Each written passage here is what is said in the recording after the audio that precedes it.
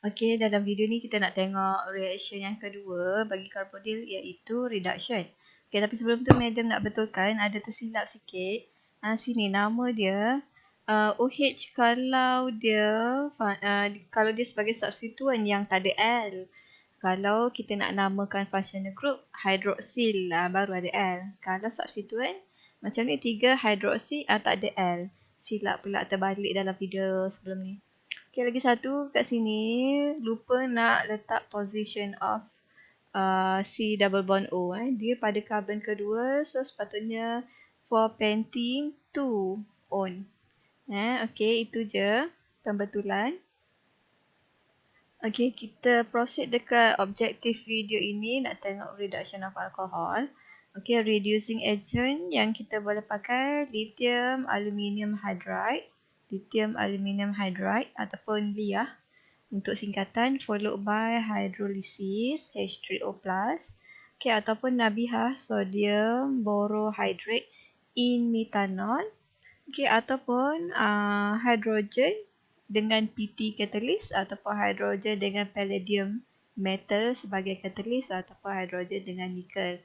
Okay, jadi hasil dia kalau kita undergoes reduction for aldehyde, we will get primary alcohol. Okay, if we reduce ketone, we will get secondary alcohol. Tapi simple je lah, awak cuma tukarkan si double bond O ni kepada OH dan tambahkan satu hidrogen pada carbon tu. Okay, maksudnya ini 1, 2 carbon kan, 1, 2 carbon. C yang ada OH, C yang ada double bond O tu jadikan OH. Okey, lepas tu tambahkan satu lagi H. Ini hidrogen asal, letak je. Okey, kat sini ada CH3, letak je CH3. Okey. Ni C double bond O sini pada carbon tengah. Okey, ini CH3. Ini C, ini CH3. Carbon tengah ni ada C double bond O, so jadikan OH. Dan tambahkan satu lagi hidrogen sebab carbon mesti ada 4 bond. So kalau kita hilangkan double bond, jadikan single bond. So satu lagi adalah single bond kepada hidrogen. Okay, ini pun sama lah. Sama je step dia. COH, H, CH2, CH2. CH3 kan, hujung kan mesti CH3. Okay, ini. Okay, jadikan OH dan tambah satu hidrogen. Okay, nampaklah sini. Ini ketone. Kita akan dapat, ini secondary alcohol. Kalau ini kita ada aldehyde kat sini.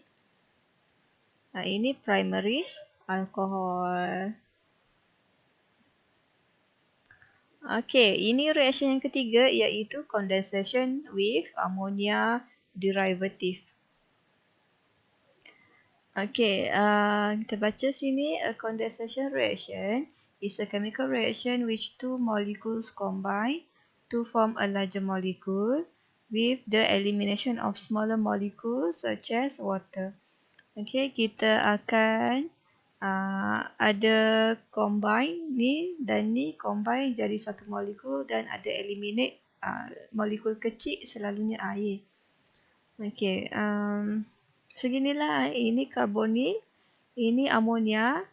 Amonia ini amino functional group kan, amino. Kalau NH3 amonia. Okay, lepas tu amonia ni react lah dengan benda lain. So dia jadi ni kita panggil amonia derivative, hasil daripada tindak balas amonia dengan benda lain. Okay, jadi Z ni boleh macam-macam lah. Kalau Z tu H sendiri, maksudnya amonia. Kalau Z ni adalah alkyl, boleh juga amonia derivative. Ni amonia derivative lah, yang lainnya selain hidrogen. Okay.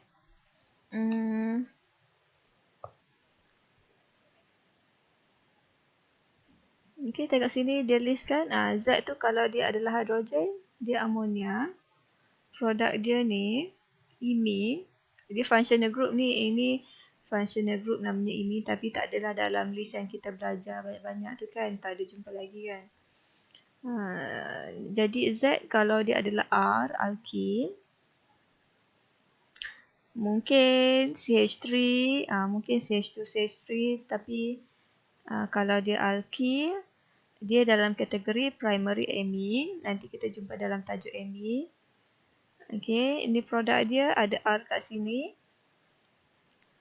Okey, kalau Z tu adalah OH, dia hydroxyl amin sebab ini amin, ini hydroxy. Hydroxyl amin, tertinggal Y ni. Hydroxy amin.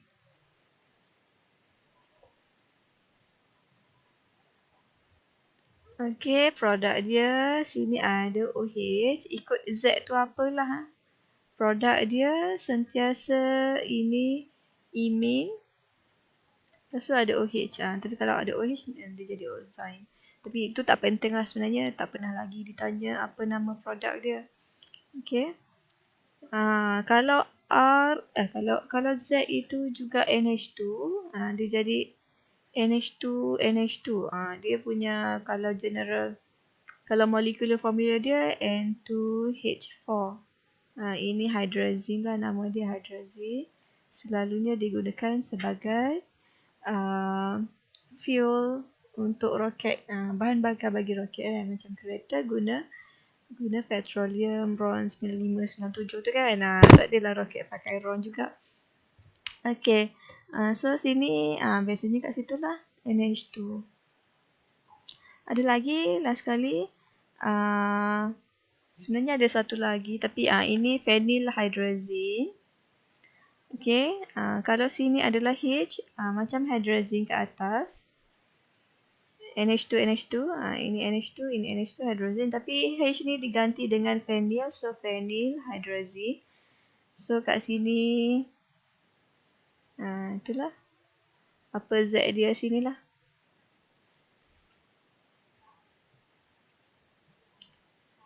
Okay, jadi example.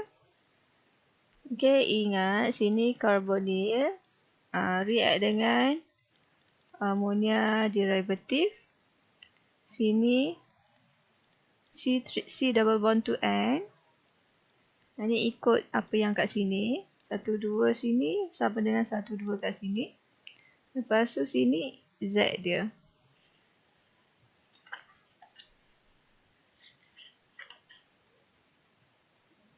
Okay, so for the first example, kiri kanan kepada dekat karbon ni tu adalah metil. Sini pula NH2 H. Maksudnya Z sekarang adalah H. So sini C double bond N, sini Z adalah H. Lepas tu sini metil. Okay, kita try yang kedua Okay, ini etil, sini hidrogen. Sini NH2, Z dia adalah CH3. Okay, so jawapan dia C double bond kepada N. Sini CH3. Okay, sini 1H, satu lagi CH2, CH3. Okay, tapi kalau saya nak tunjuk ke awak kan yang sebenarnya macam mana dia boleh dapat benda ni. Okay, CO, O elektronegatif, C elektropositif. So, C ni adalah electrophilic site. Okay, dekat sini pula, N ada satu lone pair. Dia adalah nucleophile. So, lone pair ni attack C, nucleophile attack electrophile. Okay, ini naik atas jadi OH. COH, okay, H, CH3. Okay, sini bonded to N. Okay, yang mana N tu ada 2 hidrogen dan 1 CH3. Okay, lepas tu, bila dapat benda ni, ingat balik. Condensation, ini kan reaction ni namanya condensation. Kalau condensation of water, itu physical process. Physical process yang menghasilkan air. Tapi ini reaction, chemical process. Tapi menghasilkan air juga. Dia keluarkan air. So ini buang, ini akan gabung jadi air. Dan untuk mencukupkan bond yang ada, untuk mencukupkan bond bagi carbon, sebab carbon kena ada 4 bond kan. Kalau buang ni 1 bond kat sini, tinggal 3 saja. So apa dia buat? Okay, ini pindah ke sini, jadikan double bond. Okay, maksudnya hidrogen satu lagi pun kena keluar lah. C double bond ke N dan tinggal dengan CH3. Sini CH3, sini H. Okay, N plus H2O yang dari sini. Okay, tu yang kita dapat C double bond kepada N. Lepas tu sini ikut Z dia apa? Oh, silap dari awal, silap sini sebab ini OH kan. So bila N masuk ke C, N masuk ke C sini, dia ada 2 hidrogen dan 1 OH. Okay. Saya silap salin tadi. Okay, so kita padam balik. Sini OH. OH so ini ikut Z dia lah sini. Okay, lepas tu ini dan ini ikut kiri dan kanan. Benda kiri kanan C yang ada double bond. Okay. Mari kita try lagi sekali. Kalau kita ingat, kalau kita hafal je, kita akan dapat. Okay, ini metil kiri kanan. Z dia NH2. So C double bond. C double bond ke N. Okay. Lepas tu sini Z dia. Z kita NH2. Okay. Kiri kanan kepada karbon ni metil dan metil. Okay. Kalau kita buat ikut konsep mekanisme. Okay. Ini nukleofil. Ini elektrofil. Ini attack sini masuk. Ini naik atas jadi OH. COH. Okay. Sini CH3, CH3. Sini N. Okay, lepas tu dia ada NH2 dan 2 hidrogen. Okay, tapi kat sini pun nampaklah nitrogen ni ada 4 bond. Dia tak stabil. So, bila condensation berlaku, ini keluar, ini form water. Okay. Bila dia keluar, carbon ini tak cukup bond. So, ini willing lah untuk keluar sebab memang dia tak stabil pun dekat nitrogen ni. Nitrogen dah terlebih dah sekarang 4 bond. So, hidrogen ini pun keluar. Bond ini diganti dengan kedudukan kat sini. Dia jadi double bond antara C dan N.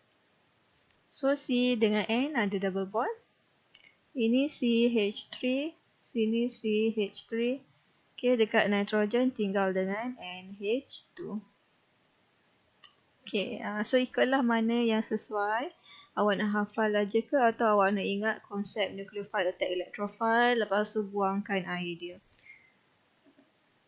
Okay, next untuk soalan nombor 5. Okay, C double bond N. Okay, ini N. Dia punya Z ni NH. Atau kalau nak kembangkan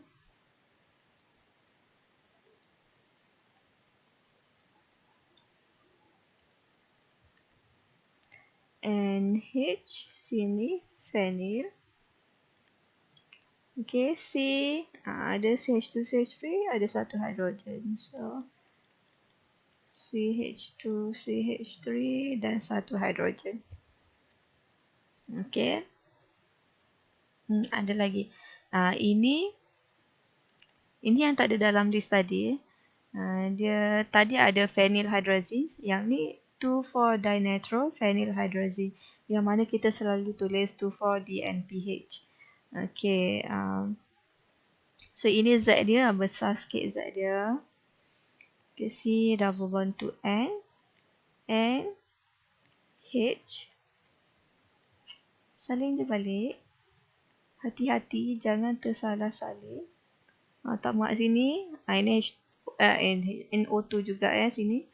Lepas tu C ada CH2, CH3 dan satu hidrogen. Okay.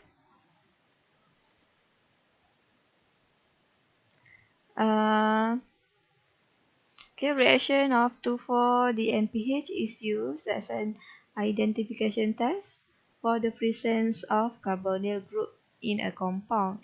Okay, also known as Brady's test. Okay, untuk nak membuktikan yang satu sampel tu ada karbonil, kita boleh reactkan dia dengan 2,4-DNPH ni. Dan test ini kita panggil Brady's test. Okay. Yang ni boleh jadi identification test sebab ada formation of orange precipitate.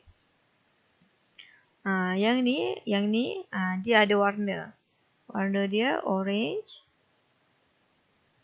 precipitate.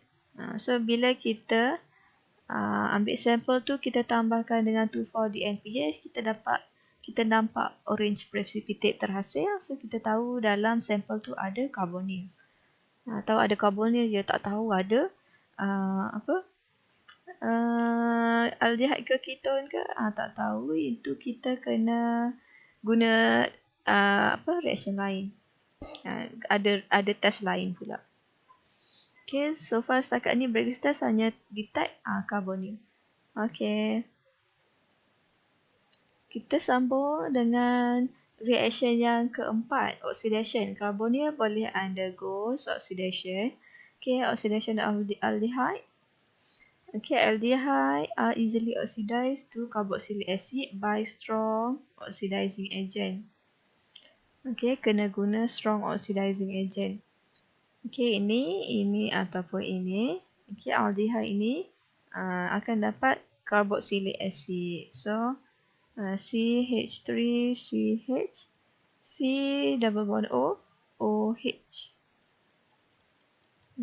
COH kat sini jadi COOH. Okay, oxidation of ketone pula. Ketone are resistant to oxidation. Dia tak nak oxidize because they do not have hydrogen attached to the carbonyl carbon atom. Carbon yang ada C double bond ini, dia tak ada hydrogen. Kalau macam ni, C yang ada C double bond O ni, ada satu hydrogen kat sini. So, dia boleh oxidize. Okay, ini ada C satu lagi lah. Dia nak buat macam ni CH3, CH2, C double bond O, CH3. Takkan CH3 pada carbon yang ini, tak boleh dah. H3 ni pada carbon satu lagi. So, C yang ada C double bond O ni, kiri dia C, kanan dia pun C. Dia tak ada hydrogen. So, no reaction. No observable reaction. Okay. Next, kita akan tengok identification test bagi aldehyde and ketone.